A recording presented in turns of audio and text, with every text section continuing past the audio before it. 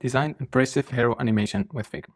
Alright, here I have a circle shape and I also have a transparent portrait. Let's select the first shape and create a component and 2 variants like that. Now let's select all the circle inside first variant or the second variant and scale it down. Now connect the first variant with the second one. After delay 1 millisecond and smart animate also 1 millisecond and bouncy effect. Now select the second one and connect it with the third one. After delay 1 millisecond and 2000 millisecond, smart animate and bouncy. Now let's go to our portrait, create a component to create 2 other variants. Select the portrait of the second variant and scale it down.